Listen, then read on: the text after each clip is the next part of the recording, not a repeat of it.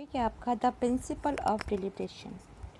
The principle of deliberation मतलब होता है संविधान सभा के कामकाज की शैली, यानी उसमें क्या सिस्टम है। The authority of the constitution assembly does not come only from the fact that it was broadly thought the not perfectly representative. कहते हैं जो कॉन्स्टिट्यूशन असेंबली थी वो इस बात पर टिकी हुई नहीं थी कि वह सबका रिप्रेजेंटेटिव करने वाली है। It comes from the producer it adopted to frame the constitution and the value its member broad the other deliberations.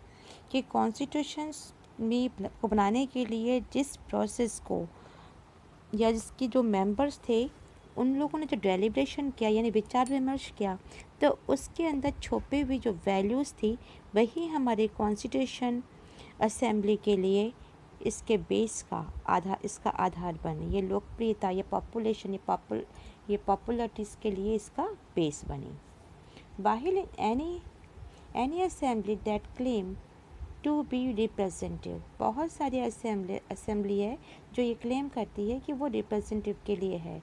It is desirable that device a section of society participate, it is actually equally important that they participate not only as a representative of their own identity or communities। कि जहाँ तक हमारे representative करने के लिए जो हमारी committees बनी हुई है उसके लिए ज़रूरी है, दावा करते हैं, उसमें से सोसाइटी के कुछ ऐसे भी सेक्शंस हैं, जो प्रिंसिपल्स हैं कि जो बहुत ही इम्पोर्टेंसी रखते हैं। वे केवल अपनी आइडेंटिटी या अपने जो कम्युनिटीज़ हैं उसको ही रिप्रेजेंटेटिव ना करें। Each member deliver upon the constitution with the interest on the whole nation in mind. कि हर एक की बात को कॉन्स्टिट्यूशन में जितने भी मेंबर्स हैं वो अपने कंट्रीज़ के लिए उनकी बातों को अपने माइंड में रख कर ही विचार विमर्श करें।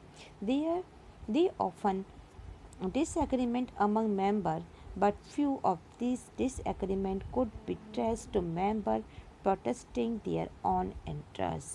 कि वो कहते हैं कि जितने भी मेंबर्स हैं इनमें डिसएग्रीमेंट हो जाते हैं, आपस में लड़ाई करते हैं और ये एक दूसरे की बात से डिसएग्री हो जाते हैं, लेकिन जितने भी मेंबर्स हैं उन्हें अपने खुद के इंटरेस्ट को बेस बना करके ही ये आपस में प्रोटेस्टिंग करते हैं। जो मेंबर्स बने हुए होते हैं ये आपस में अपना ऑन इंटरेस्ट दिखाते हैं, लेकिन अपने ऑन इंटरेस्ट को अगर ये अपने कॉन्स्टिट्यूशंस के लिए दिखाते हैं तो वो कॉन्स्टिट्यूशन को प्रोटेस्ट करते हैं, लेकिन ये आपस में ही लड़ झगड़ करके एक दूसरे के पीछे डिसएग्रीमेंट को दिखाते हैं।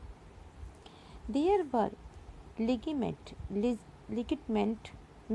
Difference of principles. वे वास्तव में अपने सैद्धांतिक आधार जो हमारे लिगेमेंट्स है, जो हमारे लीगल बेस हैं, इसके ऊपर बोलते हैं। And the difference are many should Indian adopt a centralize or decentralize system of government. ये हमेशा कहते हैं कि इंडिया का जो कॉन्स्टिट्यूशन है इसमें मतभेद है। क्यों? क्योंकि इंडिया का जो सिस्टम है ये सेंट्रलाइज भी हो सकता है और ये डिसेंट्रलाइज यानी कि स्टेट के स्तर पर भी डिवाइड हो सकता है। What should be the relation between the state and center? तो स्टेट और सेंटर के बीच में रिलेशन कैसा होना चाहिए? What should be the power of the judiciary? और जुडिशरी के पास में क्या पावर होनी चाहिए? Should the constitution protect property right? क्या कॉन्स्टिट्यूशन जो है ये हमेशा हमें प्रॉपर्टी का राइट देता है? Almost every issue that lies at the foundation of a modern state was discussed with great sophistication मतलब बोलते हैं गहराई से चर्चा करना। तो कह रहा है कि जो हमारा कॉन्स्टिट्यूशन है ये हमें प्रॉपर्टी का राइट देता है, क्या वो उसको प्रोटेक्ट भी करता है?